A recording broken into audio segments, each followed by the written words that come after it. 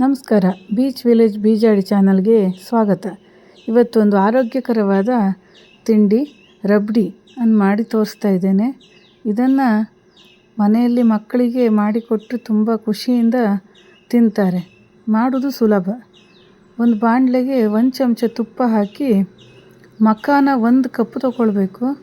ಅದನ್ನು ಸ್ವಲ್ಪ ಕ್ರಿಸ್ಪ್ ಆಗೋವರೆಗೆ ಹುರ್ಕೊಳ್ಬೇಕು.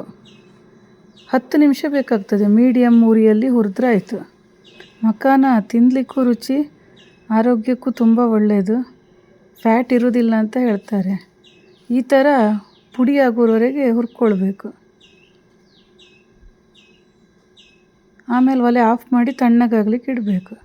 ಒಂದು ದಪ್ಪ ತಳದ ಬಾಣಲೆಗೆ 1.5 ಲೀಟ್ರು ಹಾಲು ತಗೊಳ್ಬೇಕು.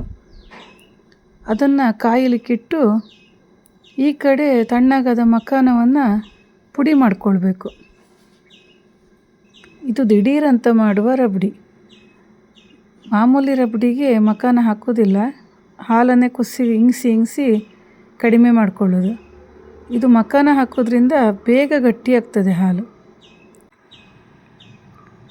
ಹಾಲು ಕುದಿಯೋ ಶುರುವಾದ ಮೇಲೆ ಈ ಮಕಾನ ಪುಡಿಯನ್ನು ಹಾಲಿಗೆ ಹಾಕಬೇಕು.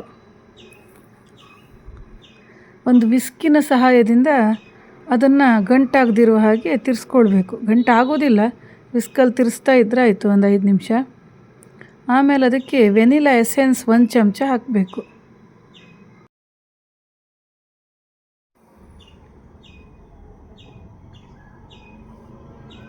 ಕೇಸರಿ ಎಸಳು ಒಂದು 12 ಎಸಳು ಹಾಕಿದ್ದೇನೆ.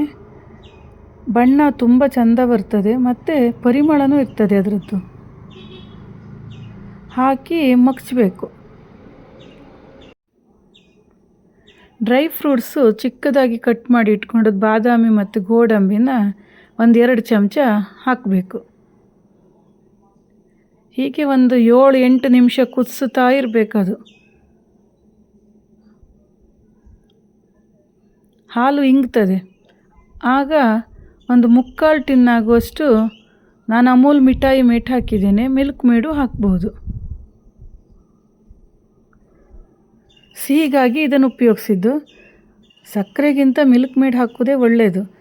ಅದು ಕನ್ಸಿಸ್ಟೆನ್ಸಿನೂ ತುಂಬ ಒಳ್ಳೆ ಬರ್ತದೆ. ಆಗ ಹಾಲು ಒಂದು 10 ನಿಮಿಷ ಆದ್ರ ಮೇಲೆ ಹೀಗೆ ಹಿಂಗಿ ಕಮ್ಮಿ ಆಗ್ತದೆ. ಫುಲ್ ಗಟ್ಟಿಯಾಗೋವರೆಗೆ ಹಿಂಗ್ಸೋದು ಬೇಡ.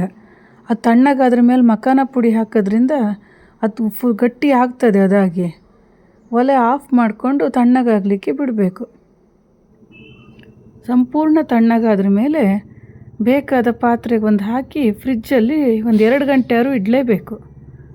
ಫುಲ್ ಥಂಡಿ ಆಗಬೇಕದು. ಆಗನೇ ರುಚಿ ಜಾಸ್ತಿ. ಥಂಡಿ ಆಗೋದಿಲ್ಲ ಅಂತ ಹೇಳುವವರು ಹಾಗೂ ತಿನ್ಬೋದು, ರುಚಿಯಾಗೇ ಇರುತ್ತೆ. ಥಂಡಿ ಆದರೆ ಜಾಸ್ತಿ ರುಚಿ ಅಂತ ಅಷ್ಟೆ. ಇದೀಗ ಫ್ರಿಜ್ಜಿಂದ ತೆಗೆದ ಮೇಲೆ ಸರ್ವ್ ಮಾಡುವಾಗ ಸಣ್ಣ ಸಣ್ಣ ಕಪ್ಪಿಗೆ ಮೊದಲು ರಬ್ಡಿಯನ್ನು ಹಾಕ್ಕೊಳ್ಬೇಕು. ಮೇಲ್ಗಡೆಯಿಂದ ಡ್ರೈ ಫ್ರೂಟ್ಸ್ ಹಾಕಬೇಕು. ಎಲ್ಲ ಡ್ರೈ ಫ್ರೂಟ್ಸನ್ನು ಚಿಕ್ಕದಾಗಿ ಕಟ್ ಮಾಡಿ ಇಟ್ಕೊಳ್ಬೇಕು. ನಾನಿಲ್ಲಿ ಬಾದಾಮಿ ಮತ್ತು ಪಿಸ್ತಾ, ವಾಲ್ನಟ್ ಸ್ವಲ್ಪ ಹಾಕಿದ್ದೇನೆ. ಒಣ ದ್ರಾಕ್ಷಿನೂ ಹಾಕಿದ್ದೇನೆ. ಇನ್ನು ಬೇರೆ ಬೇರೆ ಡ್ರೈ ಫ್ರೂಟ್ಸನ್ನು ಹಾಕ್ಕೊಳ್ಬೋದು ಬೇಕಾದರೆ. ಇದನ್ನು 3 ವಿಧಾನದಲ್ಲಿ ತಿನ್ನೋದನ್ನು ತೋರಿಸಿದ್ದೇನೆ ನಾನಿಲ್ಲಿ. ಫಸ್ಟು ಜಿಲೇಬಿ ಜೊತೆ. ಇದು ಉತ್ತರ ಭಾರತದಲ್ಲಿ ತುಂಬ ಫೇಮಸ್ ತಿಂಡಿ, ಜಿಲೇಬಿ ರಬಡಿ. ಅದಕ್ಕೆ ಮುಟ್ಕೊಂಡು ತಿನ್ನೋದು. ಇನ್ನೊಂದು ಫ್ರೂಟ್ಸ್ ಹಾಕಿ, ಯಾವ ಫ್ರೂಟ್ಸ್ ಬೇಕಾದ್ರೂ ಹಾಕ್ಬೋದು. ನಾನಿವತ್ತು ಸ್ಟ್ರಾಬೆರಿ ಮತ್ತು ಆ್ಯಪಲ್ ಹಾಕಿದ್ದೇನೆ. ದಾಳಿಂಬೆ, ದ್ರಾಕ್ಷಿ, ಬಾಳೆಹಣ್ಣು ಸೇರಿಸ್ಬೋದು. ತುಂಬ ರುಚಿಕರವಾದ ಈ ತಿಂಡಿಯನ್ನು ಮನೆಯವರೆಲ್ಲ ಮಾಡಿ ತಿಂದು ಸವಿದು ಹೇಗಾಯ್ತಂತ ತಿಳಿಸಿ. ನನ್ನ ಚಾನಲನ್ನು ಶೇರ್ ಮಾಡಿ, ಲೈಕ್ ಮಾಡಿ, ಸಬ್ಸ್ಕ್ರೈಬ್ ಮಾಡಿ. Thank you.